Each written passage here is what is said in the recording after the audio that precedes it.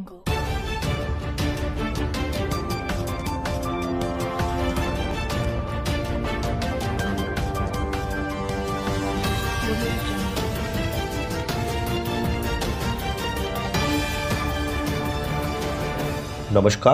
उज्जवल Bharat news में आपका स्वागत है। कोरोना वायरस वैक्सीन पहले बनाने की जल्दी में कितनी महंगी साबित हो सकती है, आइए जानते हैं पूरा रिपोर्ट। जब रूस ने 11 अगस्त को कोविड-19 के पहले वैक्सीन बनाने जाने की घोषणा की और उसका नाम स्पुतनिक रखा तो उसके पीछे के संदेश को नजरअंदाज करना इतना आसान नहीं था। 1957 में सोवियत रूस ने स्पुतनिक सैटेलाइट लॉन्च किया था और अंतरिक्ष के क्षेत्र में अपना झंडा बुलंद कर लिया था। अब रूस का कहना है कि वो मेडिकल साइंस के क्षेत्र में भी ऐसी ही बढ़त हासिल कर रहा है, लेकिन आलोचक इस पर संदेह जता रहे हैं और इसे इतना आसान नहीं मान रहे हैं। जिस संदेह इस वैक्सीन की घोषणा की गई है वो अंतर्राष्ट्रीय स्तर पर चले रहे भीषण प्रतिस्पर्धा को दर्शाता है। इस प्रतिस्पर्धा में वैक्सीन राष्ट्रवाद की बहस के बीच शॉर्टकट्स, जासूसी, अनैतिक जोखिम और ईर्ष्या जैसे आरोप भी लग रहे हैं। कोविड-19 का वैक्सीन मेडिसिन के क्षेत्र में मिलने वाले किसी पुरस्कार से कम कीमती भी अभी नहीं है। ये सिर्फ इसलिए नहीं कि इससे लोगों के जान बचेगी, बल्कि इससे दुनिया में पैदा हुई संकटों का खत्म करने में मदद मिलेगी और कामयाब होने वाले को एक विजेता का गौरव भी हासिल होगा। अमेरिका के जॉर्ज टाउन यूनिवर्सिटी में ग्लोबल हेल्थ लॉ की प्रोफेसर लॉरेंस गॉस्टिन कहते हैं कि उन्होंने भी कभी भी किसी मेडिकल उत्पाद के ऊपर इस तरह के गंभीर राजनीतिक दाव लगाते नहीं देखा है। वो कहते हैं कोविड-19 के वैक्सीन को लेकर इस तरह का राजनीतिक प्रतीकवाद इसलिए है क्योंकि दुनिया के सुपर पावर इस वैक्सीन को अपनी वैज्ञानिक प्रगति के तौर पर पेश करने में लगे हुए हैं, जो कि वास्तव में अपनी राजनीतिक व्यवस्था को श्रेष्ठ बताने की एक कोशिश है। विश्व स्वास्थ्य संगठन के मुताबिक करीब आधा दर्जन उम्मीदवार ट्रायल के दौर में पहुंच चुके हैं। इसमें से 3 चीन, 1 ब्रिटेन, 1 अमेरिका और 1 जर्मनी अमेरिका के साझेदार के तौर पर है। किसी वैक्सीन को आमतौर पर बनाने के लिए कई साल लगते हैं, लेकिन अभी सभी दावेदार इस प्रक्रिया को जल्द से जल्द पूरी करने में लगे हुए हैं। रूस की ओर से स्पुतनिक के रजिस्ट्रेशन ने आम प्रक्रिया की शॉर्टकट करने पर चिंता बढ़ा दी है। जुलाई में ब्रिटेन, अमेरिका और कनाडा ने रूस की जासूसी एजेंसियों पर वैक्सीन के रिसर्च को हैक करने का आरोप लगाया था। हालांकि रूस ने इसका खंडन किया था। इसके बाद के हफ्तों में अमेरिका न्याय विभाग ने 2 चीनी हैकरों पर वैक्सीन संबंधित जानकारियों चुराने का आरोप लगाया था।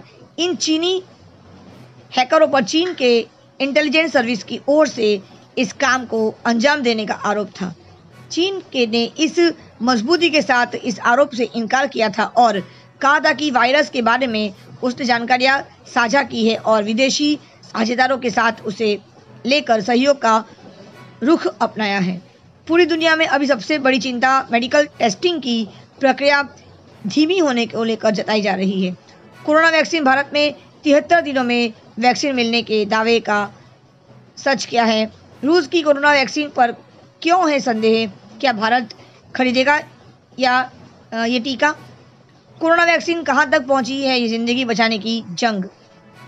विदेशी संबंधों के परिषद में ग्लोबल हेल्थ प्रोग्राम के डायरेक्टर थॉमस बोलिकी ने कहा कि निश्चित तौर पर शॉर्टकट रास्ता अपनाया जा रहा है।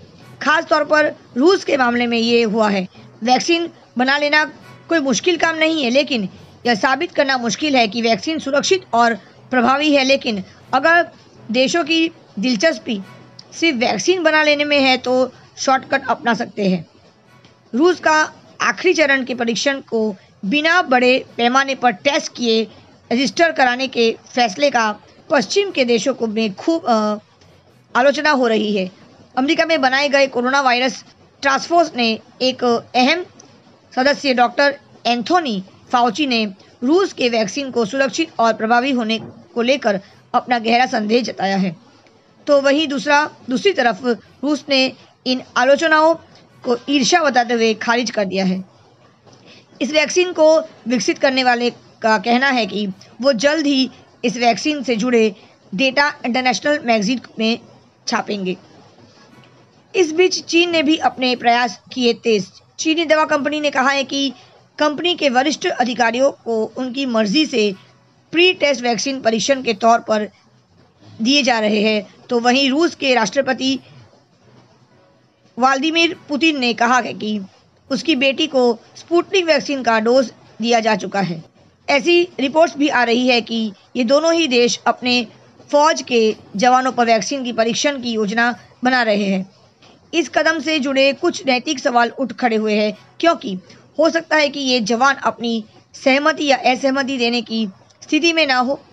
पीपुल्स लिबरेशन आर्मी के साथ काम करने वाली चीनी कंपनी कानसिनो की द्वारा विकसित किए गए एक वैक्सीन को जून में फौजियों पर इस्तेमाल करने की इजाज़त दी गई थी। उस वक्त इस वैक्सीन के फेज़ 3 का परीक्षण शुरू भी नहीं किया गया था। प्रोफेसर गॉस्टिन कहते हैं, शोध कार्यों में इंसान की भागीदारी को लेकर हमारे पास एक नैतिक मापदंड बना हुआ है ताकि इसके दुरुपयोग से बचा जा सके। वैक्सीन एक राष्ट्रवाद क्यों है? थॉमस बोलिकी का कहना है कि पश्चिमी देशों के बीच निश्चित तौर पर वैक्सीन राष्ट्रवाद है। ये आप ब्रिटेन और अमेरिका में वैक्सीन की शुरुआती खुराक को अपने देश के लिए सुरक्षित रखने के रूप में देख सकते हैं। ये बात सच है कि राष्ट्रवाद का उदय कोरोना वायरस की शुरुआत होने के पहले से ही हो चुका था, लेकिन इस बीमारी ने उसे मजबूत किया है। वॉलंटियर्स और पर्सनल प्रोटेक्टिव इक्विपमेंट को लेकर शुरुआती मारामारी के वक्त यह देखने को मिला कि किस तरह देश अपने अपने शिपमेंट को सुरक्षित करने को लेकर आतुर थे। वह विदेशी आपूर्ति पर निर्भरता और घरेलू स्तर पर उत्पादन को बढ़ावा देने की ज़रूरत को दिखाता है।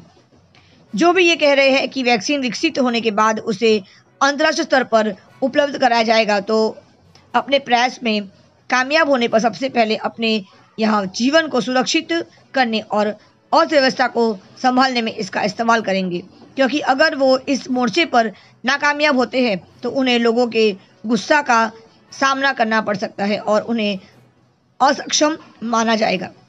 विश्व स्वास्थ्य संगठन के मुखिया ने 18 अगस्त को अमीर देशों से फिर से ग्लोबल प्रोग्राम ज्वाइन करने की अपील की है ताकि वो गरीब देशों के साथ वैक्सीन बनने के बाद शेयर करें। उन्होंने कहा, हमें वैक्सीन राष्ट्रवाद को रोकने की ज़रूरत है।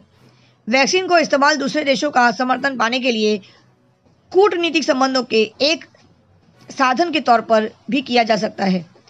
बोले कि मानते हैं कि हर सरकार कुछ शुरुआती खेप कूटनीतिक संबंधों में इस्तेमाल के लिए रख सकती है। बाजार में पहले उतार देने का मतलब ये नहीं है कि वो वैक्सीन बहुत प्रभावी है। विशेषज्ञों की चेतावनी है कि ये कोई दौर नहीं है जहाँ कोई अकेला एक विजेता होने वाला है।